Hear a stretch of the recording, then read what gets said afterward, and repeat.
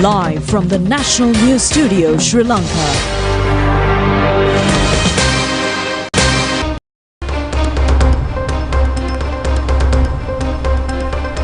A pleasant evening and a very warm welcome to the National News Broadcast. We come to you live from Rupavahini's News Studios. I'm Dilanjali Ananda. Good evening, I'm Ubin Hetchiarakshi and today is the 12th of May and here are today's headlines.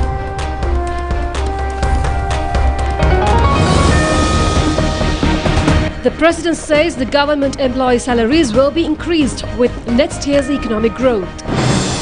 Former President Maithripala resigns from the post of the President of the SLFP.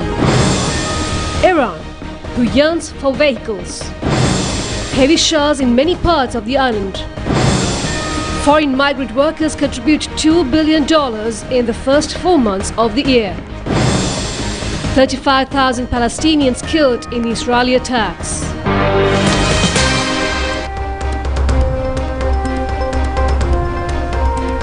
Now for those and other stories in detail. President Ranil Wickremesinghe says that he expects to increase the growth rate of Sri Lanka's economy up to 3% by year 2025 and added that steps would be taken to increase the salaries of government employees. The President made these remarks during an International Nurses Day meeting at the Temple Trees today. International Nurses Day is observed annually on the 12th of May to honour the birth of the founder of modern nursing, Lady Florence Nightingale. This year's theme, Our Nurses, Our Future, the Economic Power of Nursing, underscores the pivotal roles nurses play in shaping the collective future of the country. Simultaneously, the President inaugurated the Sri Lanka Nurses University, unveiling its commemorative plaque through digital technology. The Prime Minister Dinesh Gunawardena also launched the official website of the State Services Nurses Association. President of the Public Services United Health Union, Venerable Muruthettuwe Anandathero, addressing the ceremony, said that the nursing profession was enriched with many privileges as a result of the decisions taken by President. Venerable Muruthettuwe Anandathero said that the establishment of a nursing university stands as a monumental achievement, marking a historic victory for nursing. It is imperative that they never forget the victory. Venerable Thera said that he would like to acknowledge the President Ranil Wickremesinghe, who at the time presented diploma certificates to nurses. Since 2009, they continue to demand for appointment of a Deputy Director for Nursing. Today, he has appointed Deputy Director, which is a fitting recognition of his contributions. These rights stem from this unwavering resolve of the President amidst adversity. බුදුහාමුදුරුවෝ බුදු වෙලා මුල්ම දුන්නේ පණිවිඩය මොකද්ද? කෘතගුණ සලකන්න, කෙලෙහි ගුණ සලකන්න කියන එක තමයි උන්වහන්සේ අපිට ප්‍රකාශ කළේ. අමාරු ගමනක් මැද අපි ජයග්‍රහණය කරා. Prime Minister Dinesh Gunawardena said that they continue to strive amidst various challenges and now they are in the face of victory. This confidence and trust were achieved under the leadership of the President. The President transformed the difficult period which we were in and turned it towards a positive target. Even though he is not the finance minister, he can say that the country does not print money. President Ranil Wickremesinghe said today that the focus was on the safeguarding of the treasury, a reminder that Alagayawanna Mohotala battle Constantine were that they faced encirclement like Gaza. Despite the challenges, their imperative remains to protection of the financial resources they forge ahead. Amidst this, the efforts have been taken to direct towards an extending concessions of the government employees whenever feasible. Additionally, the sights are set on elevating salaries in the coming year. Economic transformation only commenced in the last 2 quarters of the previous year following a prolonged stagnation since 2020. Additionally, the President said that they have recognized the challenges faced by the government employees and took steps to grant them a salary increase of 10,000 rupees. The action sent a clear signal for the potential elevation of the salaries of the both private and plantation sectors. In the last Yala Maha seasons, they achieved a success in the harvest. In this context, the President said he was optimistic about their ability to achieve a 3% economic growth in the next year. Accordingly, the focus has again shifted toward increasing salaries of the government employees. 3 other laws have been drafted. The Public Debt Management Act has been proposed thus far. The legislation sets a limit on borrowing, stipulations consideration for loan acquisition and repayment in accordance with the specified criteria. Moreover, they have introduced a safe financial bill. This new law will govern the management of government funds, revenue collection and monetary distribution. Former President Mahinda Rajapaksa, MPs and ministers and large groups of professionals in the health service were also present at the occasion. The Government Nurses Association has also conducted several special commemoration ceremony in connection with the International Nurses Day at Duncan White Auditorium at the Ministry of Sports. Minister of Health Dr. Ramesh Patrana was the chief guest on the occasion. Minister of Health Dr. Ramesh Patrana said that numerous accusations have been launched against Sri Lankan politicians and government servants. However, similar charges of bribery and corruption are not launched against the nurses who are engaged in an exemplary service. The minister has expressed hope that their service of excellence would be further enriched in the future.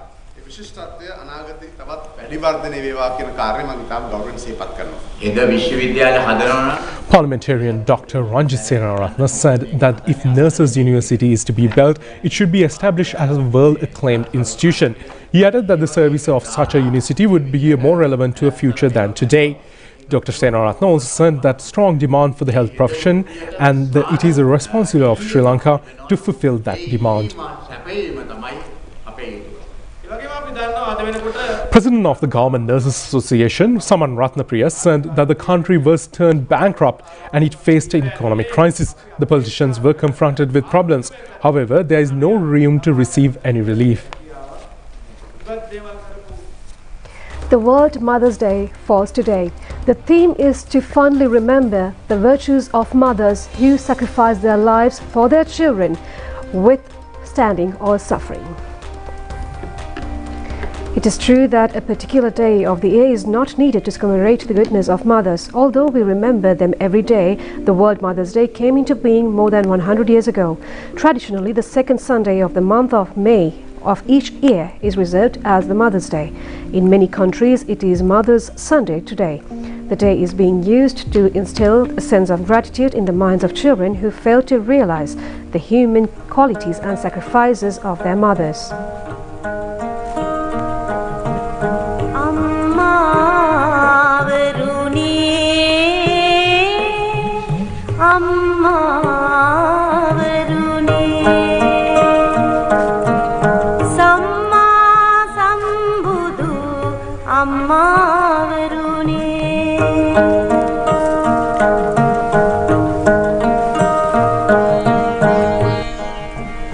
The story we narrate today is in connection with World Mother's Day is a story of Ratnayaka Mudiyanselage Bandaramanika, a 71-year-old mother of 3 visually handicapped daughters. Bandaramanika's spouse had faced an untimely death a long time ago. Since then, the burden of nurturing and looking after the children had fallen on the shoulders of this desperate woman. One of the daughters had succumbed to illness during young age. However, the mother had never failed to show affection and protection to her children, the 2 daughters aged 51 and 45 years.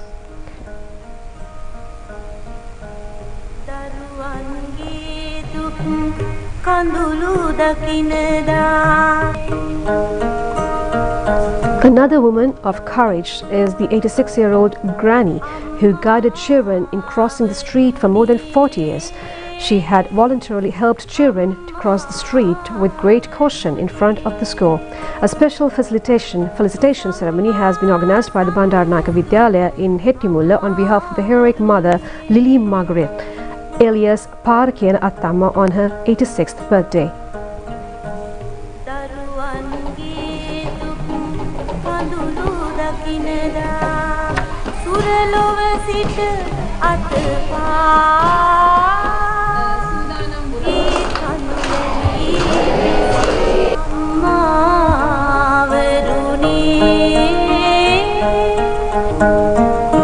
The mother of gallantry is the 100-year-old Josephine Nona, the resident of Pinikahana, Kathudio in Gaul. The mother of 8 children celebrates the Mother's Day today with great and innocent pride. Meanwhile, our attention is focused on 12 other gallant mothers who engage in manual labor in the brick industry to make a living for the sake of their children's survival.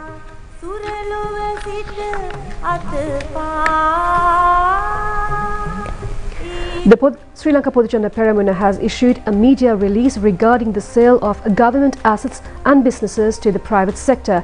It was released under the signature of the leader of the front and former President Mahinda Rajapaksa. The SLFP communique says a restless situation has arisen in many sections as a result of the measures taken by the government to sell some of its assets and enterprises. The present government is only an interim program set up to govern the country during the remaining period of presidency of the former President Gotabaya Rajapaksa. The SLPP release therefore points out that under such circumstances, the speedy selling of state property would not yield the desired results. All measures taken to sell government assets and businesses should be suspended until the setting up of a new government after the presidential election. The SLPP communiqué adds that any group which wins the presidential election is able to act in this regard according to the people's mandate received. Samik parliamentarian Iran Vikramaratne says that vehicles are necessary to carry out an efficient public service. He told the media after attending a ceremony that parliamentarians have not received a vehicle after 4 years. Parliamentarian Iran Vikramaratne said that MPs are doing a job. This is a reality, however displeasing it is. A vehicle is essential to conduct the essential service. The parliamentarian further said the permits are not being given to those engaged in business activities, and he added that however if a person is holding a higher position in a business establishment, such a person is being given a vehicle. This privilege is applicable also for the parliamentarians.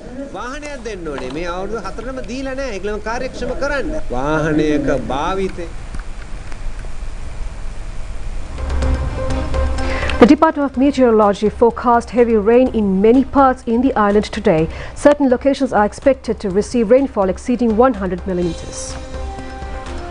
The meteorology reports adds that western Sabaragamu and central provinces and some areas in districts of Badul, Gaul and Mathura may receive more than 100 millimeters of rainfall. The foggy conditions may prevail in certain areas in the morning hours. The Met Department has also issued an earthly warning in several areas in Kegolla, Badul, Kandy and Kurunegala districts.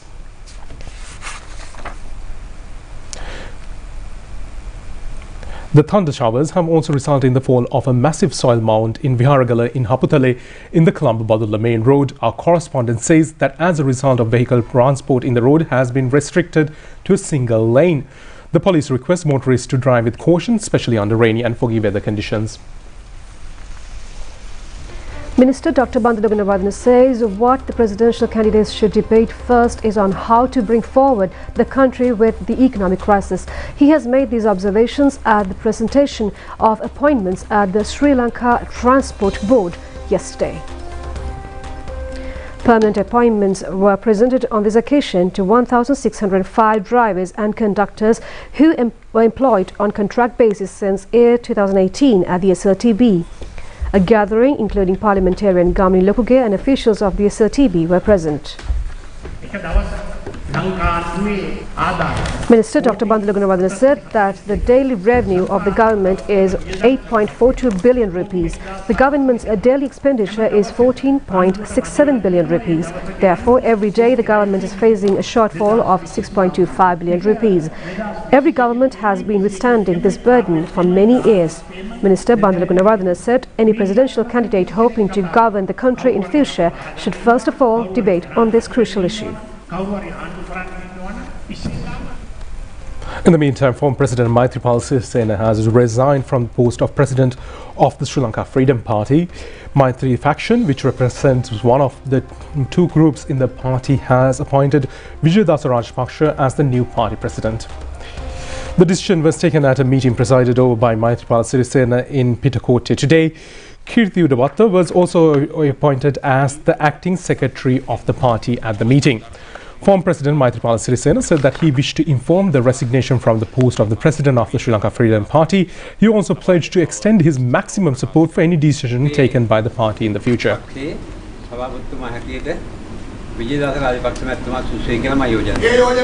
Another member of the party proposed the name of Vijayadasa Rajapaksa as the new president of the party. Another member has seconded the proposal.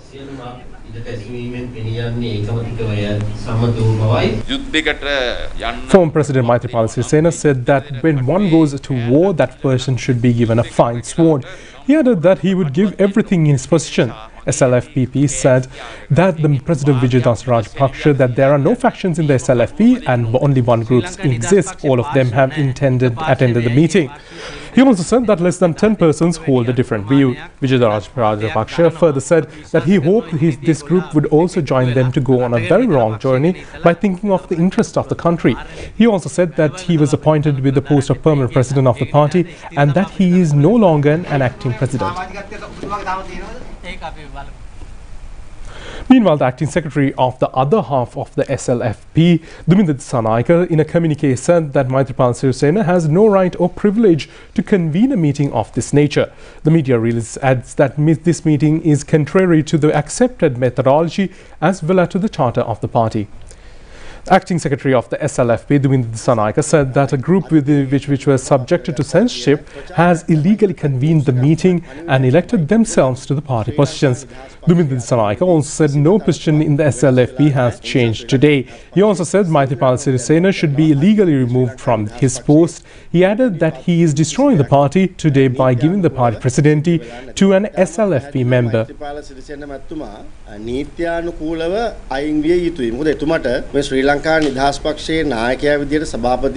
It has also been reported that a special police protection has been provided to this SLFP party headquarters today. The Ministry of Labour and Foreign Employment says foreign migrant workers have made remittances exceeding $2 billion in the first 4 months of the year. It has also been reported that $543 million have been sent in the month of April alone. In comparison to the corresponding first 4 months of the previous year, the remittances of foreign employees have gone up by 11.4% this year. The ministry says since Minister Manush Nanayakkara assuming duties, the total disbursement of expatriates Sri Lankan workers amounting to $10,807 million. Minister Pavitra Vanyarachi has declared the Divisional Secretariat Division of Kolonna in Ratnapura as a new Mahaweli division. Kolonna has been incorporated as a new Mahaweli division in a manner to include 29 Gram Niladhari divisions in the Kolonna Divisional Secretariat Division and 18 Gram Niladhari divisions in the Ambalippitiya Divisional Secretariat Division. 37,767 hectares of land are included in the 47th Gram Niladhari divisions in the Kolonna New Mahaweli division. The number of families residing in the new division is 34,690. Minister Pavitra Vanyarachi said that the Mahaweli resource has hitherto be unused in the development of the 47 newly added Gram Seva divisions. The objective is to allocate funds of the Mahaweli Authority to enhance the living standards of the people to provide economic and educational facilities. We'll be back with foreign news after a short break.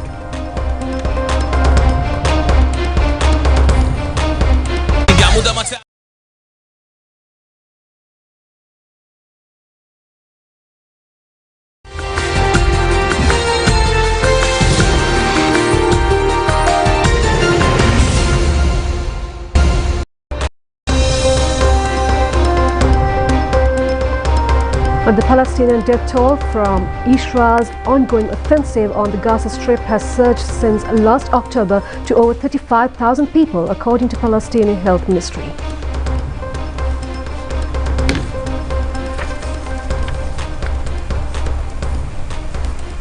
At least 78,755 other people have been injured in the onslaught.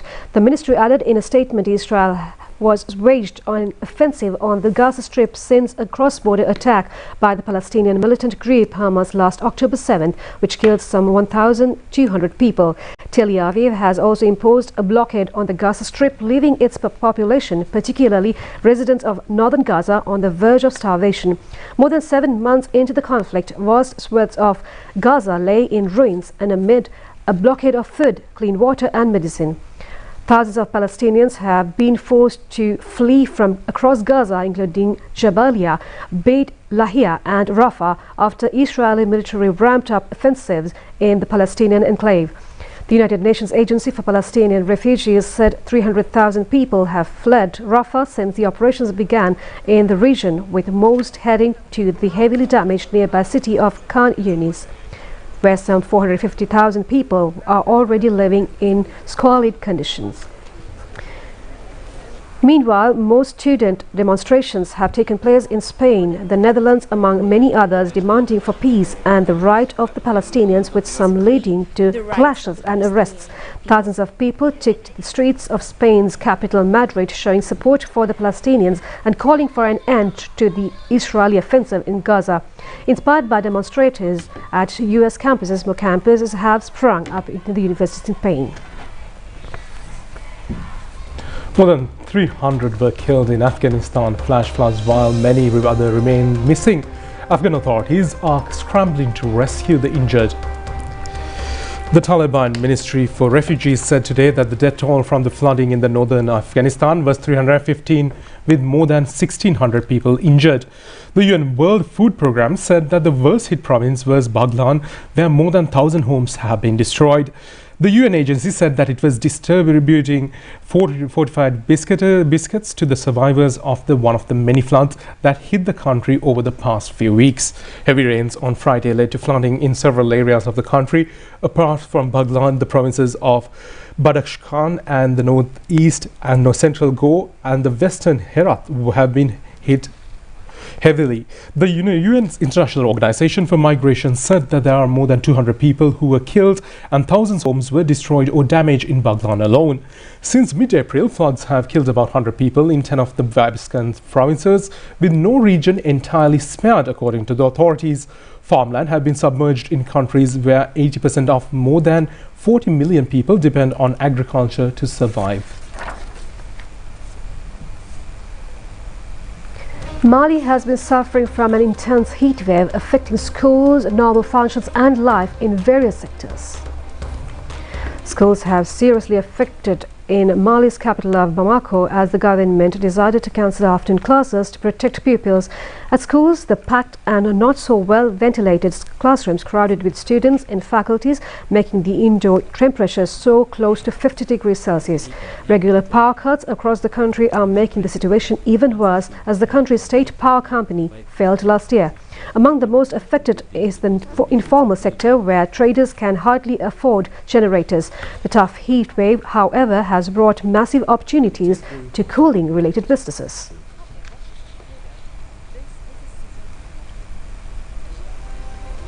A brown and white giant panda was spotted in the wild at Changqing National Nature Reserve in the southwest China. Northwest China. The panda was captured by an infrared camera at an altitude of around 1,500 meters. Attracted by shining camera at night, it lingered around the camera for a while and then strolled on to the snowfields. This is the second time that a brown and white giant panda was filmed by a camera at the nature reserve, following the first time in March 2018. And it is the 11th time such a kind of pandas were found in the Qinghai mountainous region, known as a major habitat for wild giant pandas in China.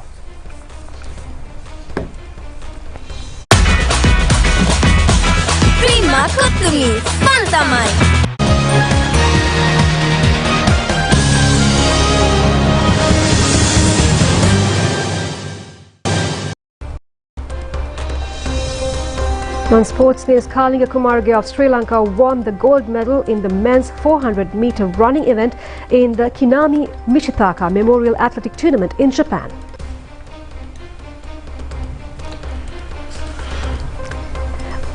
Another Sri Lankan competitor, Nadisha Ramanayake, has secured the 4th place in the women's division encounter of the same event.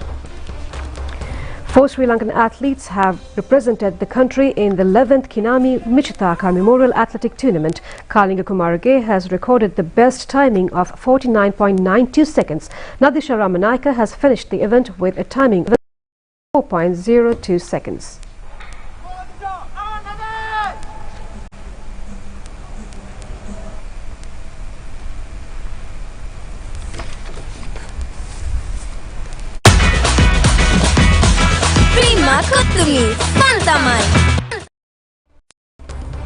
And that's all the news we have for tonight. Join us tomorrow at the same time for the very latest on Channel Eye. I'm Dilanjali, together with Owen, signing off. Good night. Good night.